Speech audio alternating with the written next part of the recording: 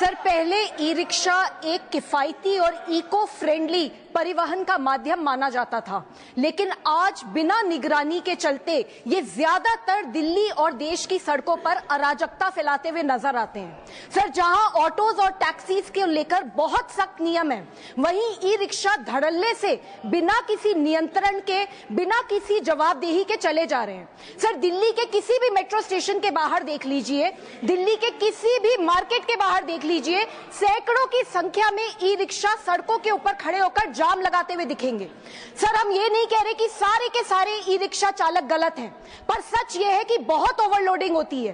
एक एक e rickshaw में जहां 3 से 4 लोग बैठ सकते हैं, वहां 8 से 10 लोग बिठा दिए जाते हैं। सर, ये ई रिक्शा के स्ट्रक्चर्स ऐसे होते हैं कि अगर हल्का सा बैलेंस बिगड़ा नहीं, पूरी की पूरी गाड़ी पलट जाती है।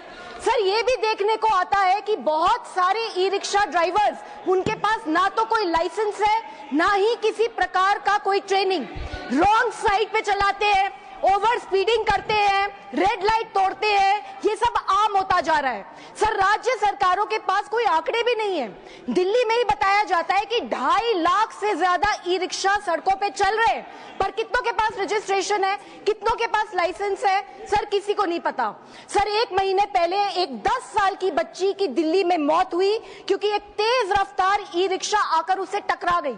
सर, अभी कुछ समय पहले एक 7 साल के बच्चे की भी दिल्ली में मौत हुई क्योंकि एक ई रिक्शा के अवैध चार्जिंग पॉइंट से उसको करंट लग गया।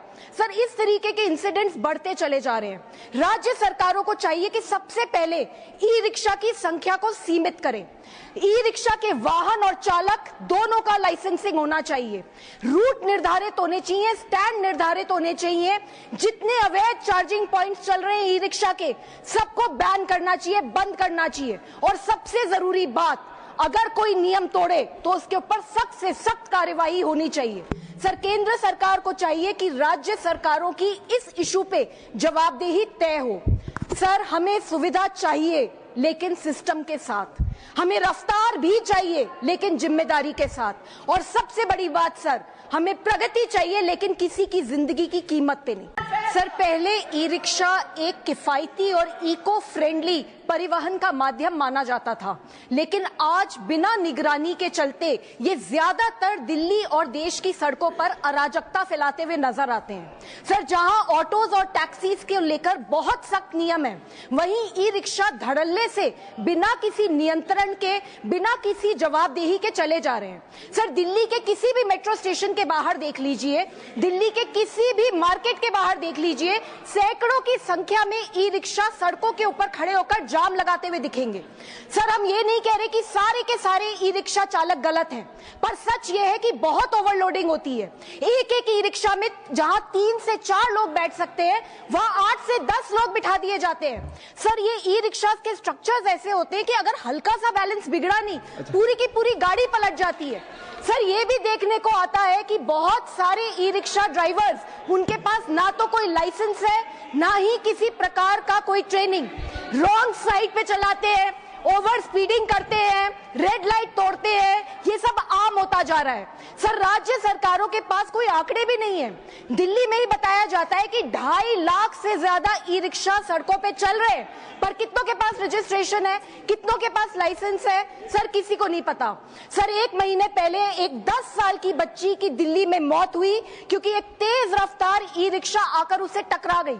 सर, अभी कुछ समय पहले एक 7 साल के बच्चे की भी दिल्ली में मौत हुई क्योंकि एक ई रिक्शा के अवैध चार्जिंग पॉइंट से उसको करंट लग गया।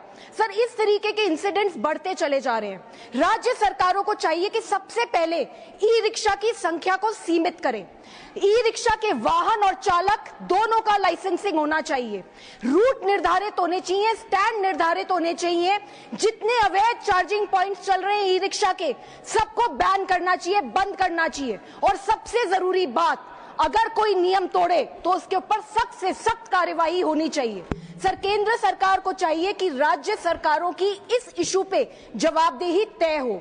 सर, हमें सुविधा चाहिए लेकिन सिस्टम के साथ, हमें रफ्तार भी चाहिए लेकिन जिम्मेदारी के साथ, और सबसे बड़ी बात सर, हमें प्रगति चाहिए लेकिन किसी की जिंदगी की कीमत पे नहीं।